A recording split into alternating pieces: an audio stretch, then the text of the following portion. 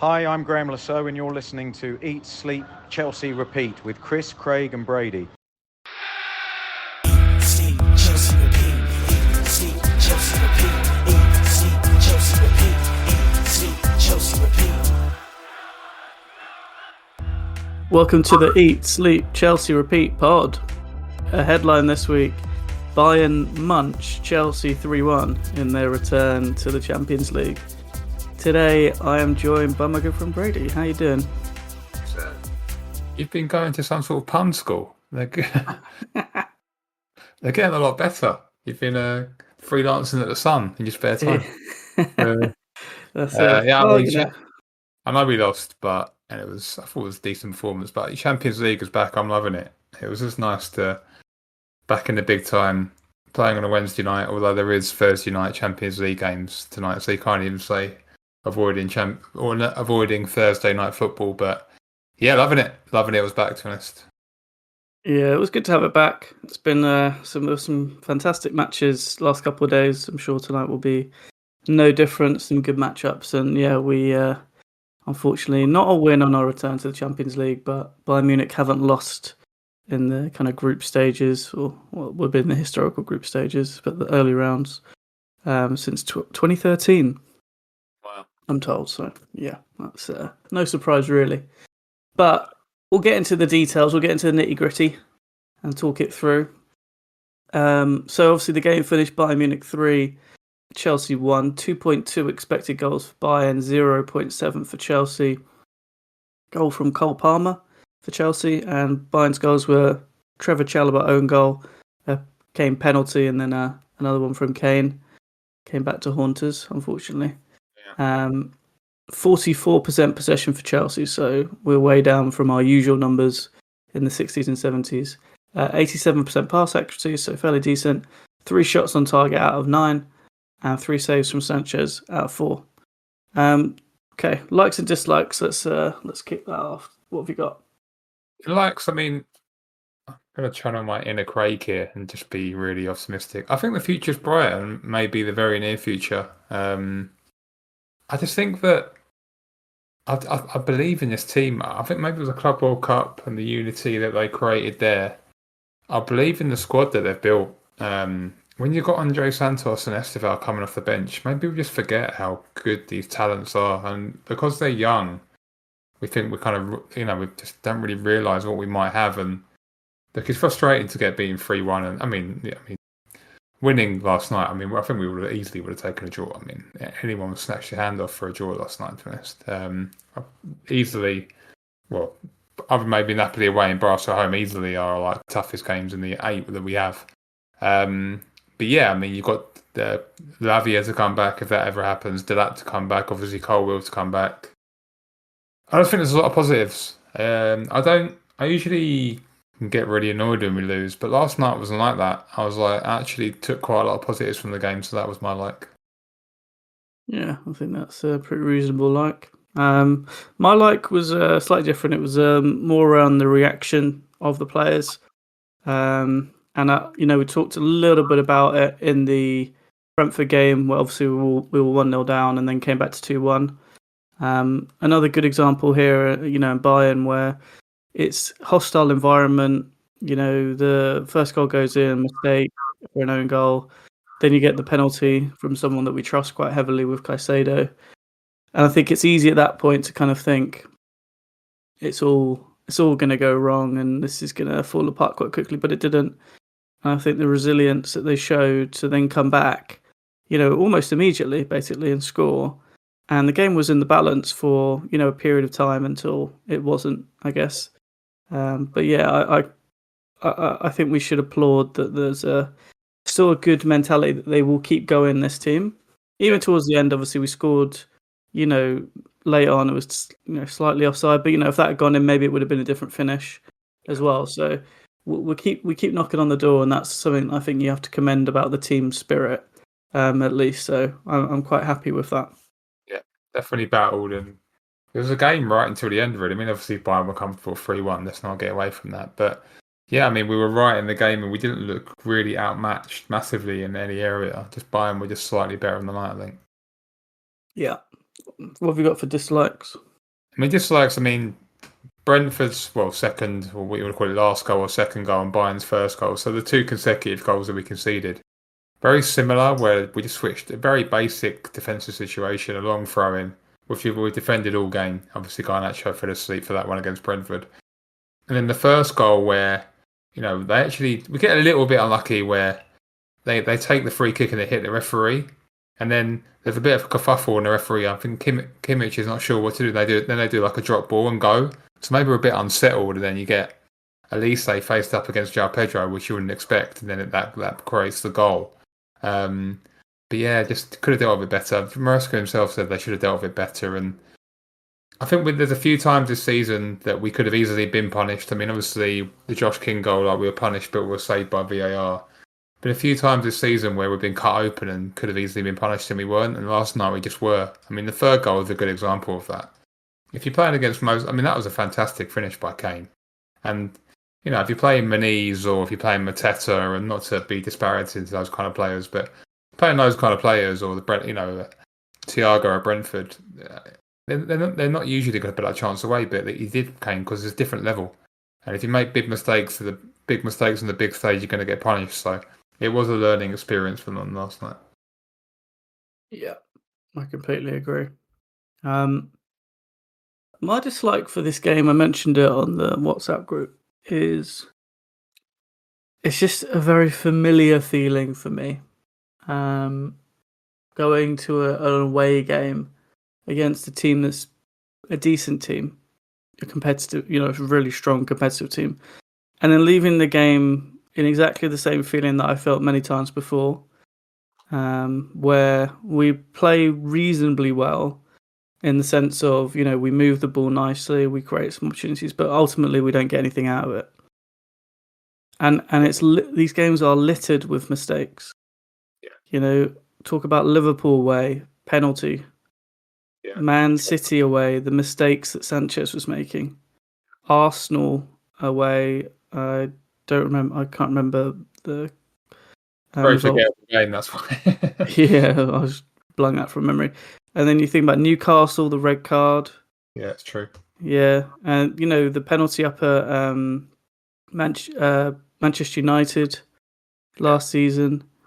These are all common mistakes. The Brighton game, that game was littered with mistakes. And this is becoming a bit of a trend with this team, where where they're not playing at home. Maybe the crowd aren't there to get them up, and there are all of these mistakes happening, and often we're going into these games a goal behind. And Brentford is another example of, you could say it was a mistake in terms of the giveaway and also obviously the defending, but we're going into that game where we're a goal down. The Fulham game this season, we're a goal down. Fine, that was chalked off. The Palace game, that we were a goal down, that was chalked off. These are bad repetitions that we're seeing with this team. They are not switched on, and they're making mistakes. So this is a trend that started this season, and it has to be sorted out pretty quickly by Maresca, because you can't play football when you're 1-0 down every week. It's an impossible challenge. So yeah, this is my dislike is what I'm seeing, and reflection of last season as well in these away games. Something's got to change, and I don't know what it has to be, to be honest with you. I don't even think it's an away trend this year. If you think about the Palace game, if we got saved by that Rule 13, that Eze goal, that Josh King goal should have stood, really, if we're being honest. Obviously West Ham, we went behind.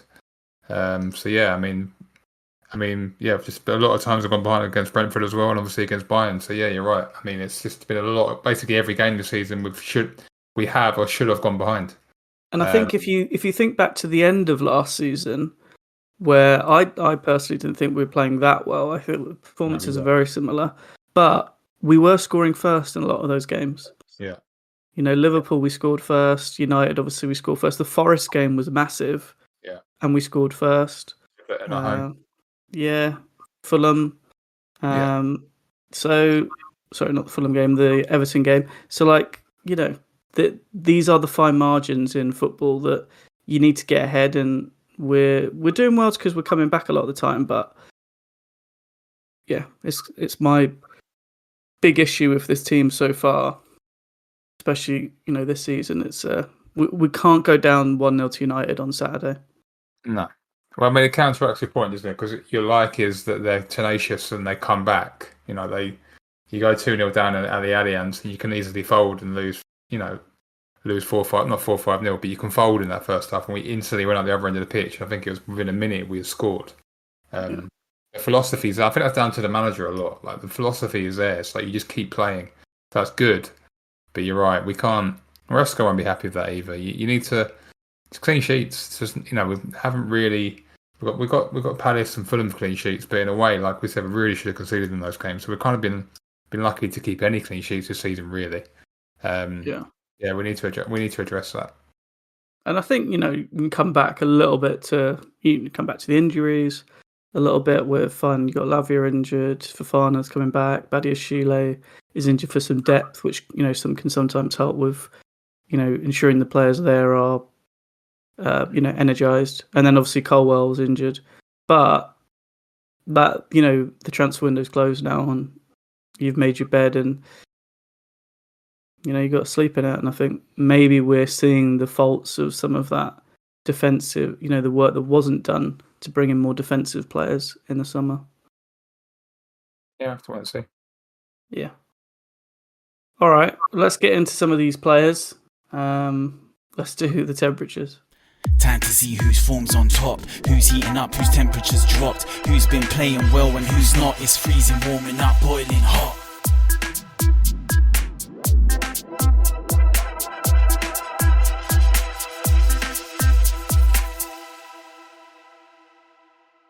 All right, so up first is the freezer.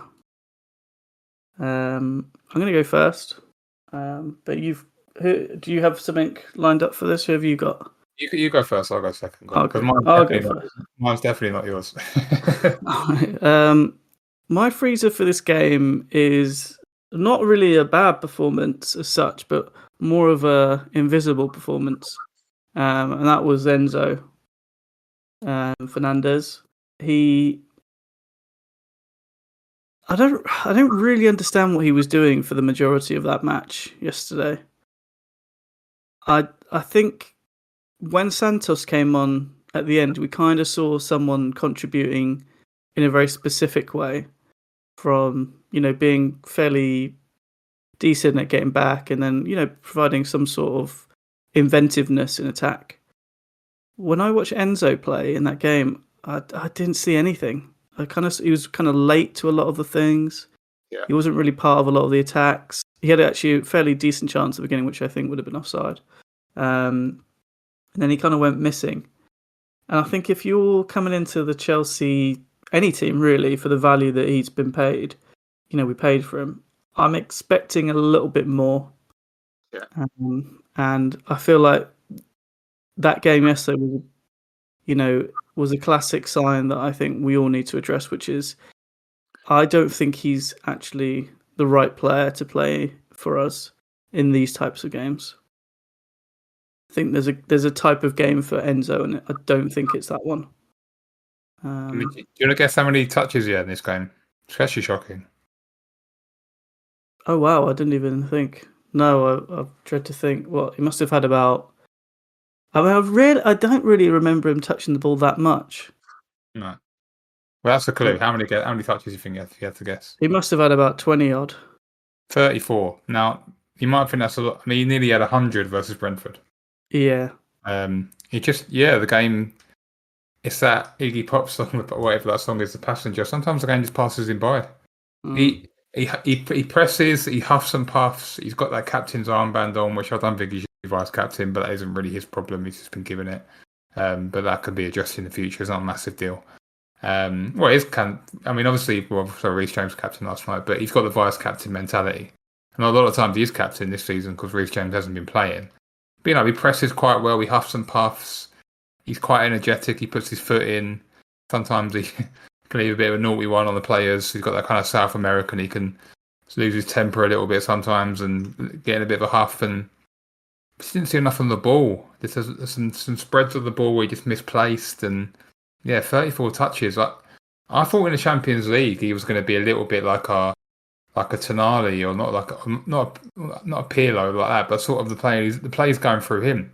Like Caicedo would be the destroyer, give it to Enzo and he can spread it around. It's not that at all. I mean, Caicedo didn't have the greatest game last night either, but Caicedo had double the touches here. I mean, just you need Enzo Fernandez on the ball dictating play, and look, he was in that 10, and so that's the reason why it didn't happen. He was further up pitch. But that's one of the main drawbacks to this system. I don't mind us playing this kind of Reece James in midfield, and Reece James wasn't great last night either. And it does unlock Palmer a little bit because you can put Palmer in that right pocket, and he was great, Palmer. But Enzo in a 10, to be honest, I'll be honest, Enzo anywhere brings its own issues. There's real upside and downside. If you put him too deep, he's often better in attacking areas. If you put him in the middle bit, he can get isolated, and if it becomes a basketball game, he's nowhere. If you put him in the 10, he isn't he's getting into like front Lampard areas, but he's nothing like that. So it's difficult sometimes. It's difficult to know how we're going to use him most effectively, and he is a bit of a unique player in that sense, I think. I think the big issue for me is obviously his speed, and because he can't get up and down easily, and he hasn't got the Fabregas pass, and he's all this stuff. All these things just stand out like a sore thumb in these types of games. And what we really needed in the game, when you watch the game over long periods, fine, we passed the ball well, but sometimes, you're under a bit of pressure. You have to be able to beat people with the ball in central midfield. Often when we played under, Tuchel or Conte, there was quite a heavy reliance on the right and left centre-backs who moved up with the ball to create space. Now, we don't have that at the moment because of the way the team's shaped, because you don't want Tosin and Chalobah just sort of sprinting out. So it's up to the midfielders sometimes to take the ball and, beat a man and open the game up. And, I think that was really evident last night was we didn't have that, and I'll come on to Reece James as well. But Enzo can't do that, and that limits us quite heavily because he should be an outlet for us in a 10, and he just isn't. And that's a real shame. It's like I said, it's tough to know where to put him, and it's interesting when Lavia's fit. And Andre Santos sniffing around, he's going to have to start playing better. I know he got a goal and assist versus Fulham. But yeah, it's in the freezer after that. Yeah, it was in the freezer after that. He just hasn't had a great start to the season. Look, well, the Club World Cup, look, you've got to give him some. You've got to give some of the players some relief for that, like some balance, we'll call it. But he's been poor, and it's just he's supposed to be one of the key players, and he just hasn't really kicked on from the end of last season at all, unfortunately. So hopefully he improves. Yeah. I was going to mention Reece James, but who have you got? My one's actually quite funny. It's why I couldn't do it before. So we used to put in Sanchez in the freezer, especially after last season. And today I'm going to put him in again. But it's Jose Sanchez, the referee. I've got to put. I very, very rarely run my refs because I think a lot like VAR, you get a bad ref performance, you get a good one. But Craig warned us about this guy actually, and it was like a parental advisory. This guy should come with a parental advisory sticker you used to get on the rap albums. He should come with a health warning because this guy's an idiot. I'm sorry. You literally, it's literally just going to be your neighbours are going to be hearing you swearing at the TV repeatedly when he's refereeing. It was more like eat, bleep, Chelsea, repeat last night in my living room. It was mental. It was mental, and it was absolutely diabolical refereeing display. I'll give you an example. Michael Olise could have been sent off in 30 seconds in the first half. He literally pushed Cucurella over. Did you see that? He literally pushed Cucurella over. He wasn't booked for that, which was surprising. It wasn't booked for that, and then he was booked second half, and then he body checked someone like a minute later. But just ridiculous. And then I haven't actually seen the Jonathan Tyrant incident back. But Enzo Maresca isn't usually one to overreact. In the media, he's usually like, all right, referees, it happens. But he was like, it's a red card. And I kind of trust Maresca in that sense because he isn't like an Arteta or someone like that who's moaning about everything, and he's quite balanced. He doesn't usually moan about things. He was livid, Maresca. And I think João Pedro just got elbowed. They didn't show it on TV, but I think he got elbowed in the face. I don't think And they so- had a very good angle of it because it was like cameras because it was panned so much because Palmer was running through. I don't think they had anything close up on him. And I don't know whether it's I don't know whether because we scored that they didn't want to send him off as well, like double jeopardy. But I don't know. It's ridiculous. It's almost like after the Josh King goal, they've got this Chelsea been put on like a burn notice. Like all the VAR referees across the world, we don't get any decisions now for a few weeks. It's like we're done now. It's like you don't give Chelsea anything. I mean, that looked like an offside to me for the Brentford second goal. And it was definitely offside. We could have had a few last night as well. I mean, even I think it was a penalty, but even the penalty is like it's a bit the way the delays and all that are rubbish. So yeah. I agree. I don't think he played. He didn't have a good game. The referee, for sure. There was lots of stuff that he got wrong. I don't think. I always think the referee is the referee, and you got 90 minutes to play football, and he shouldn't really be a part of it. But he definitely played his part, and he was a bit of a centre of attention, which was a shame because it was a good game, I thought. Yeah, I mean, referees often do that, and he just still feel like it's about his mannerisms as well. He just wanted to I don't know, I just didn't like him. I very rarely really care about referees. When I'm at the game, I know that Craig sometimes, when next to him in Champions League games, he can really get stuck into the refs. I'm not really that kind. I'm not really that kind of fan. But last night it genuinely irked me. So I had to put him in the freezer. That was really my only freezer. What was your other freezer? So let's talk about Reece James quickly. There's an issue with this whole thing, right? It stinks, to be honest with you, because it's clear that Enzo can't play next to Caicedo in these games, which Maresca's identified. And then Enzo has to play because he's worth loads of money, so he sticks him in a 10, which is Palmer's position. So then he puts Palmer out on the right-ish place, and he wants to play Pedro in the 10 as well. He's already said that. So Enzo's clogging up a few people's positions now. And then obviously the right-back then spot is free because Reece James has been put into midfield. So Reece James is now in midfield, Enzo's pushed up, Palmer's out the way, and Pedro's out the way, and then you have to put the backup right-back at right-back, even though the actual right-back's in midfield, and there are other midfielders available to play in the middle.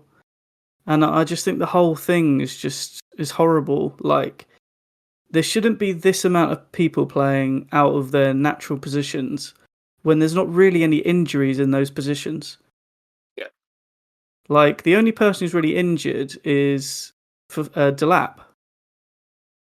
But so I don't understand why there's so many people now randomly playing out of position. Yeah, Cole was injured, fine, but that's not really an issue here for because there's a clear backup there. So I just think the whole thing is poor. Like from Maresca, I don't like it. I don't like the squad building they've done to allow themselves to be put in this position when there's no real injuries in that area. I mean, Asogu's injured and Lavia-ish is injured, but Santos is there. He's very capable of playing in that midfield. It turns out to me, Reece James has barely been playing. I think he just had Reece James earmarked. I think he already had the tactical setup for this game set up for weeks.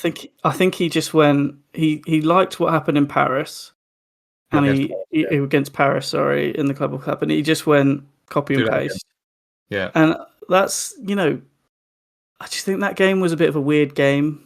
Like it was, it's not a normal game, right? It was in blistering heat, and it was the middle of the summer, and also, it's not like a normal game.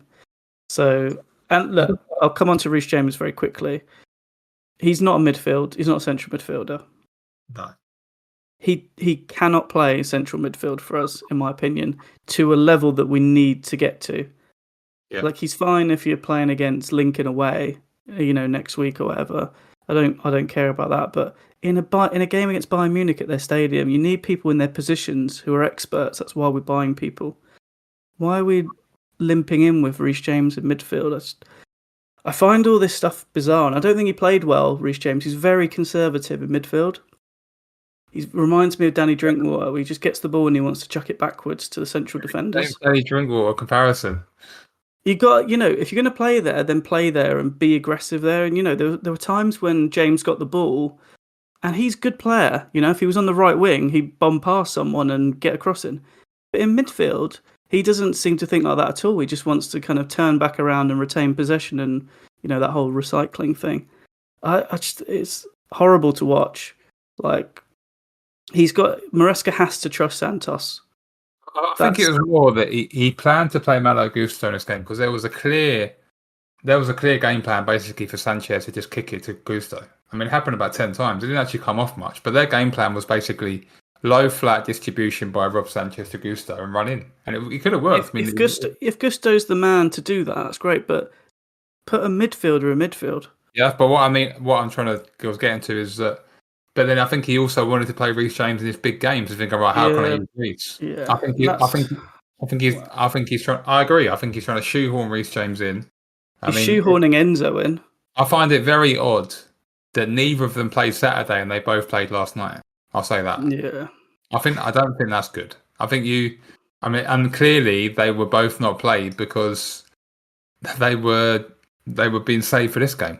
So I didn't expect that. I don't think anyone expected us to go with the Paris lineup again. I think when they assumed we play 4-3-3 basically, or whatever you want to call it. I think most people assume that we play 2 wingers and Palmer 10. And there's just a little bit where it's a little bit under Tuchel, where Tuchel likes to play wing backs, and you've got loads of wingers at the club. Like you used to have Pulisic and all those guys, and Ziyech and whoever. I mean, you can say they weren't good enough or whatever, but when you've got Garnacho, Gittins, and Esteval on the bench, 3 wingers, and like Neto's playing out of position left wing, and Palmer's playing right wing, it's not great for not squad harmony, but it's kind of squad building. You've asked for wingers, or I don't know, board have bought you wingers. You kind of have to play to that system, really. Again, you're right. You're putting Reece James in midfield, and you're putting Enzo 10. It really benefits Cole Palmer, that system. We'll probably come on to that later in attempts. So that's good. We get the best out of our best player, maybe. But the rest of the team definitely suffers because, we both know. Neto wasn't great last night, but that's mainly because he's on the left. He's just not as good as on the left as he is on the right.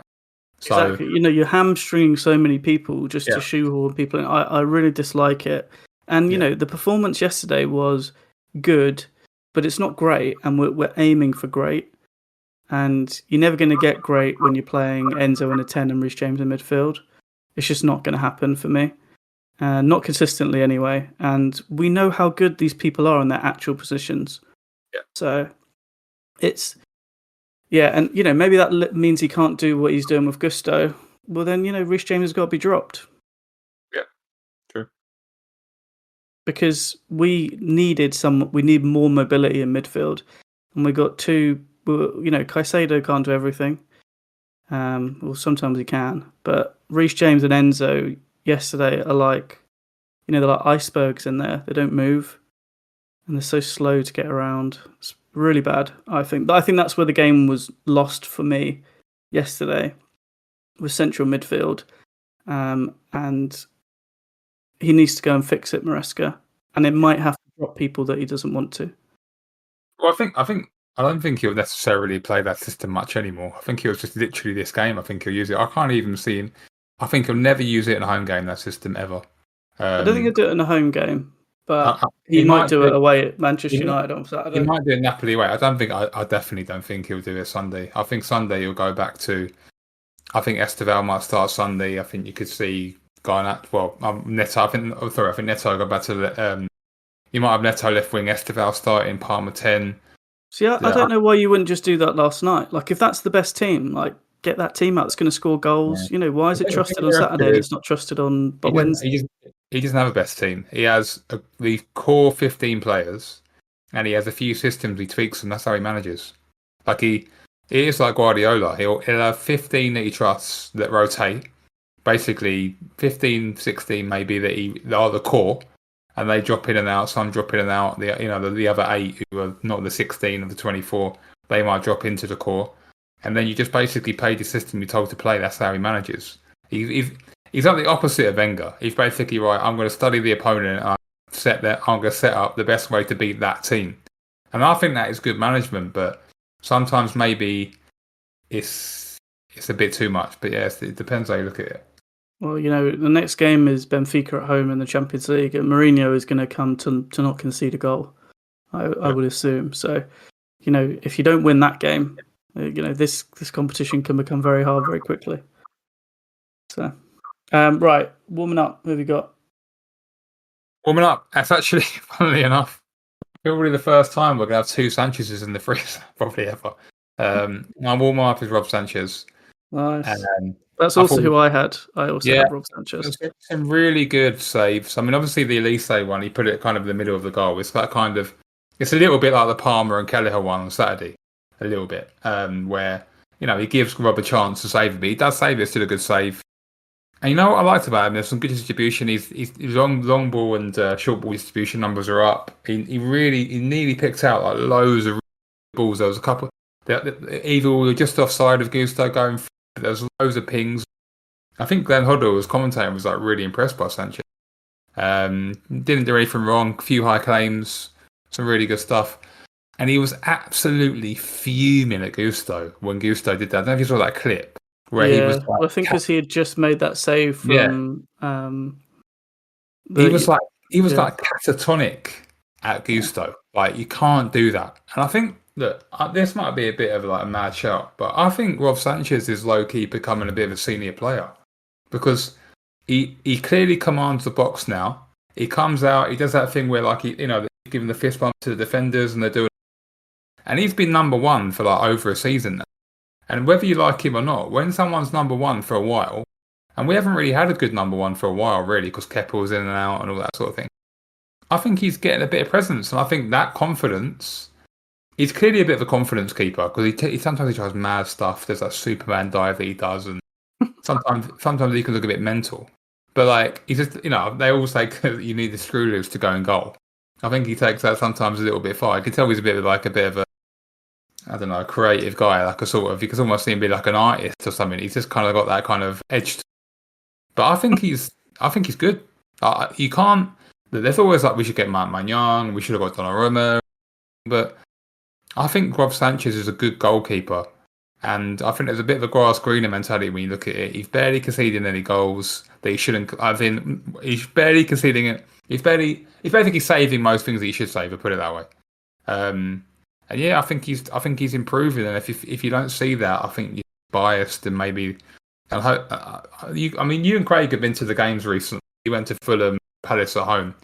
Have the boo boys gone away at Stamford Bridge? Is everyone off his back, you think? I think there's always going to be an irking around when he gets the ball, and you're always a bit worried about what he's going to do. I certainly feel that way, but I've always thought Sanchez is a decent goalkeeper. I know you've gone back and forth. Craig's gone very back and come a bit forward now, but there's nothing that for me, goalkeeping starts with saving shots. It then goes on to being able to control your area. And then it goes on to being able to play out from the back. And I think a lot of people are prioritising the wrong thing. I thought Petrovic, when he played, he wasn't good at saving. People said he's really good at saving shots. I didn't see that. And he certainly didn't command his area very well. I think Sanchez is very brave. I think, the goals yesterday were unlucky for the most part. I thought the first one, obviously, you can't do anything about that. Second one's a penalty. And the third one, Kane had to hit it in off the post. I think any closer, and I think he actually might have got it. He was very close to it, Sanchez. So, and we know how good Kane is. So, he saved everything else. So, yeah, look, he's here to stay. I don't see. It's going to be hard to find a better goalkeeper than him. I know it sounds crazy, but the goalkeeper that's going to come in has got to be so good. They've got this Mike Penders kid they really rate. So it's like. And they're already scared that he's going to become Courtois too, because what happened with Courtois, which I didn't really know at the time, is basically they loaned him out to Atletico, kept loaning him out to Courtois, and he felt like he wasn't a Chelsea player anymore. He was just like, I think he had his family got used to living in Madrid and that sort of thing, and obviously back to Madrid eventually to Real Madrid. Obviously, if he was connected to that city. So yeah, you don't want another situation like that. So if you just buy let's say we bought Donnarumma, what's Penders thinking? What's Jorgensen thinking? I mean, Sanchez would have to go. What's Jorgensen thinking? So it's not as easy as that. I think we're decent goalkeepers. I think it's our ex-conceded numbers are not bad, and the goals we conceded this year. But I mean, maybe the Paqueta shot, Sanchez maybe could have dealt with that, but it was a pretty good strike. But he still does the odd not great thing, Sanchez. But if you watch goalkeepers, a lot of them do the odd great thing. Even Alisson. I mean, even though Alisson is elite, he still does things where like, well, that doesn't look great. It's the goalkeepers. It's a mad business. You're in jeopardy the whole time. I agree, and I try to explain this to people all the time. Where I'm like, a lot of people are giving away the ball, especially to people. But I thought he was quite unlucky in the sense that last season he gave away the ball and it ended in a goal. Yeah. And that that does happen, but it happened to him in a very short period of time. And then people were like, well, that's now he's labelled. People are giving away the ball all the time, but it doesn't always end up in a goal. You don't see that because it doesn't appear on the match of the day highlights. So, this stuff is happening constantly. But he is playing well, and I agree. I thought he was my warming up. I thought he had another good game. Yeah, I think he's solid, and there might be a few apologies coming his way. A little sneak peek. He's 27 as well. He's a decent age. Yeah, I do have to say that I said it at the time, and I think I don't like to prove myself right sometimes, but I did say some of the criticism again the British year was ridiculous. Oh yeah, 100%. He would literally like make a mistake. Not even the ones, not about the Arsenal game where he gave it to Rice the season before or anything like that. Excuse me, just like in terms of he would give the ball away or maybe kick it out of touch, or whatever, and then he would make a world-class save like 5 minutes later, and people barely clap. It's that kind of like they're embarrassed to clap him. I mean, the game that I realised he was good, just to finish on Sanchez, was Nottingham Forest at home last season. Yeah. He made two world-class... I mean, it's actually at your end, your Craig's end, the shed end. Yeah. He made two world-class saves at the end there. And like, we barely made Champions League. We made it by a point, in last season. It was tight. And maybe those saves got us through. That you don't think of goalkeepers like that. You've got to think, how many points did Rob Sanchez actually gain us last year? It was all about how many did he lose us. How many did he gain us for the saves he made? So yeah, I mean, if Gusto doesn't do that last night, and Rob Sanchez makes that Elise save and we equalise, maybe he gains us a point as well. So yeah, I think he's doing well. Agreed. I don't have anyone for Boiling Hot. Do you have anyone? I think it's obvious Boiling Hot. It's Cole Jermaine Palmer. I mean, he was unreal last night. I thought he was fantastic. He's just back.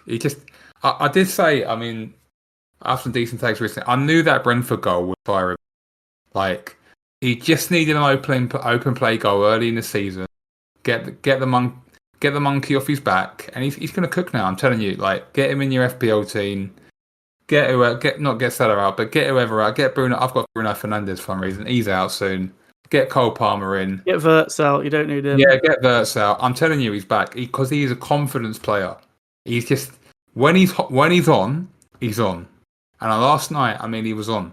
I mean, I know there were some rumours that he'd done his groin last night. He was feeling it, but he was like doing like pressing, elite pressing, like almost like Conor Gallagher pressing 93rd minute. He won 3 ground duels. That nutmeg on Lima was absolute filth. I mean, incredible goal as well. You know what's good about that goal? He gives it to Gusto, and Gusto like knows. Palmer's like, give it back. Do you know what I mean? When you command, it looks like a simple 1-2, but it's basically like Palmer's like, go. It's like a training thing. Go, give it to me, and give it to me on that side, and I'll score. And like, great finish. You can easily sky that. I'm not sure if his first Champions League goal. He probably scored a Champions League goal for City. I know he got. I'm not sure. Yeah, I might show that, but must have, like, first. I mean, there's been a lot of comparisons made to Hazard. I don't think he's like near Hazard yet, but Hazard, historically wasn't always as good in Europe. But like Cole will be, because Cole literally, the bigger the game, he said he loves finals. I think that's why he loves playing at the bridge. He loves being in front. He loves being like the matador, being the centre of attention. He loves it. He loves being the guy, and he is the guy. I mean, Caicedo's the best player at the club at the moment, even though he didn't have a great last night, but that doesn't matter. But when Cole's on, he's on, and he's back on, I think. And I'm really excited because hopefully he can stay injury free, and hopefully they're managing him well. Yeah, I just think when he's on, I just think he's a wonderful player to watch. Really my type of player. I love him. Yeah, he was good. I agree. The the goal's excellent. I agree. I think Gusto, you always worried he's going to take another touch and just, just laser it across the area to no one. But he did the right thing, play it back to him. His second goal, which didn't count, where he's marginally offside. Another fantastic finish. Lovely part from Santos as well. Beautiful. And I think, this is where, we talked about, what he was doing under Pochettino and the goals and assists that he was getting, unbelievable. And then it kind of, as he was kind of moving into the 10, I felt that, he's kind of dried up a lot because for me, he's playing too far back and he's not given the freedom. I think this formation where he's moved more into the right 10 area, kind of right wing with overlapping, I think it just suits him a lot more, and he's affecting the game in a much better place. He's in the box.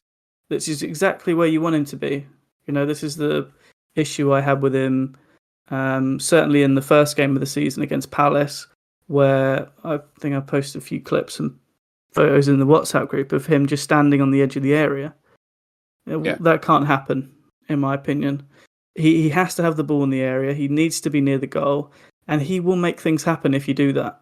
He can't do everything from about 20 yards out from goal because the risk of him scoring is so low. But if you give him the ball in the area, because he's such a danger, people will flock to him to block, and that opens up space for other people. It's such a big thing. So yeah, look, I think we've got to keep going with him. Like you say, he's a confidence player. I think he needs to turn up on Saturday. We've got to win at Old Trafford for me, and he can just, if he gets it going and he can be the catalyst for us on Saturday, that could be massive for us for this period until the next international break, just to get us over, because we've got Liverpool coming up in the sort of the end of that, and we kind of need to be in a really good place for that game. Yeah, I mean, you just go into any game. I mean, Sunday, he scored a really good goal, and when we lost 2-1 there, like we just kind of rolled it in and went. It was like a slow motion goal. It's like Anana was like scrambling across. I remember that got a funny goal. He just kind of literally passed it into the corner. He's just an elegant player, and he plays the game at his speed and his. There's so many times yesterday where he was waiting and waiting, where most players would rush to get the pass, but he was waiting for the players to move how he knew they would. Then he passed it. That's just an elite player. It's different. When he's on, he's just elite. So I'm repeating myself, but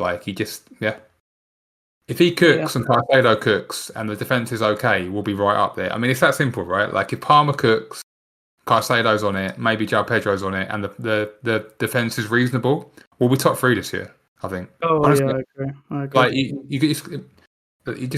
that is what Chelsea are, really. To be honest, so that's hopefully that all those things happen.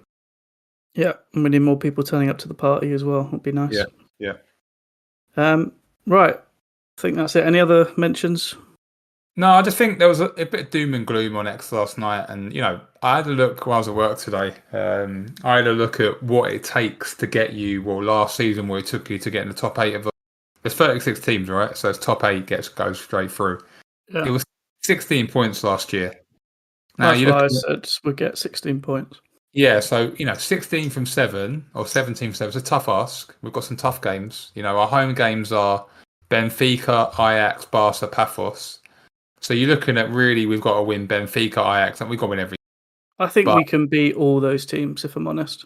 Yeah, we've got to try and get 10 points at home. I think that's, yeah. And then you've got Karabag, Atalanta, and Napoli away. So you're looking at, you've got to try and. I think we've got to get 10 at home and 6 away. It's not easy. But I looked at you only need 11 to get into the middle 16. So it's. What I'm trying to say is if we get 12, 13, 14 points and we get into the middle 16 and you've got to play another tie, that's not the end of the week. I think we'll make it through. I'd be surprised if we don't. I know City close last year and they nearly went out at that stage, and it's not ideal, obviously, because you'll get seeded against a better team. But it's... it's because you should be playing a weaker team the higher up in the table you finish as well. Yeah. In the when you're in that sort of 8 to whatever it is, 32 or whatever, or 24. So it's Like, it'll be what it'll be. I think we can beat a lot of these teams. I think the tough games for us are obviously Barcelona and obviously Napoli away for me is a big Very red flag. So, but you look at Atalanta yesterday. They're a shadow of the team they were. Especially 2 seasons ago. Was it when they were in the Super Cup final? And they won the Europa League. Paphos. Let's not pretend that we shouldn't be beating them. Karabag. Ajax, I think they're not as good as they used to. And Benfica, they just sacked their manager. So these are all games we should be going in and we should be trying to win. And I think we can. So yeah, I think it's going to be touch and go. I think it was touch and go anyway, even before last night. But I just look at it's just exciting, man. Like whatever. I'm not saying I don't care if we, but like even if we were to go out or just get in the middle 16, it's just so nice to look at those names and playing. This is where Chelsea belong to be. Like people say we haven't got much of a history and all that because they say our history started in 2003 or whatever, but it's like ridiculous. But our Champions League pedigree is ridiculous. We had so many near misses like their Barcelona semi-final where Drogba says it's a disgrace. We had so many near misses and we've won it twice. It's like, we know, obviously we lost the final against United as well in Moscow. We've got a real pedigree in this competition. I mean, if you had coefficient points, Chelsea must be right up there. It's one of the best performing Champions League teams, really. But so many last 8 appearances. So it's just nice to be there. It's nice to be in the room. That's all. Yeah, I completely agree. Right, let's move on to a quick chat on United on Saturday. What are you feeling? What's your prediction for that? I think we did prediction Monday. It hasn't really changed. I really hope that we win, and we should win. But obviously, we've got to come back, and it's not too bad though. I mean, flying from Germany shouldn't be bad, should it? And then they get a couple of training sessions if the late game. But I don't know. United always have a thing of like Bruno Fernandes and United. They always get out of it, don't they? All seem to get the result when they just need it. Like there's obviously so much heat on Amorim, and sometimes their underlying stats are good. United, but sometimes we are just a bit charitable in this situation. I think sometimes some teams like Liverpool just go there and kill them, but maybe not this Liverpool at the moment because it's not as lethal at the moment. But I think look, I said to Craig and you in the group, I think if we go there and play well, chances and apply ourselves as we should, we'll win. I mean, that sounds obvious, but we're a better team than them. But it's just whether we can. It's like, and you said, can they get over the line in that big game away? And we beat Man United at home. We beat Liverpool at home last season. Okay, Liverpool were obviously a bit hungover on their tour. That wasn't really the Liverpool first 11 that we played in. But that Forest game as well. Like a lot of people thought we crumbled in that Forest game, and we didn't. Right? Yeah. Like this team has passed. A Club World Cup final. Like this team has passed some tests. Whatever I'm not going to give a prediction because I'm not sure, but like whatever happens, we need. I want to give a prediction. Come on. I'll just go 1-1 because that's what I think it will be. Oh no, not another draw against United. We're sick of them. Is it? It's so many draws in a row against them. I can't remember what the amount of draws we've had is. I'm going to go 3-1 Chelsea. I don't know. It's a huge win for the Blues. That's kind of what my head says, but no, my heart says that. But my head says, I don't know. There's something about Old Trafford where it's just, I don't know. We'll have to wait and see. Again, if you're right, if we get the first goal, yeah, they've got that ex-crumble United, and the crowd will turn. Well, Man United fans are pretty good, to be fair. They don't usually turn, but it's going to go quiet and go a bit sour. So I have to wait and see. But look, I'm thinking we're one of the 3 unbeaten teams left in the Premier League. Do you know the other 2 are? The other 2 are Liverpool, obviously. Obviously, they win every week in the last second. It is. They've been drawing all the time. Palace. Correct, Crystal Palace. So someone eventually will lose. Palace love a draw. They love a draw. So we don't want to try to worry in a Palace there. But yeah, I mean, I was thinking my reservations about this game is that we might fade a bit in the last half an hour, but we have such a good bench that shouldn't really be an issue. We've got so many people who really like Garnacho's got a point to prove. Esteval can come on.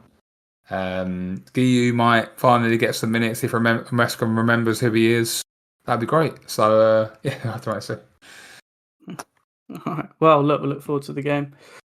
But yeah, look, first Champions League game off and underway. In the books. Yeah, in the books, and we'll be back for more. But thanks for that, Brady. Yeah, cheers, mate. No worries. Look, you can catch us again. We'll be back regardless of the result after the Manchester United match. But for more updates on all things ESCR, you can follow us on X at Eat Sleep Chelsea and Instagram at Eat Sleep Chelsea Repeat. As always, we hope you're carefree wherever you may be, and thanks for listening.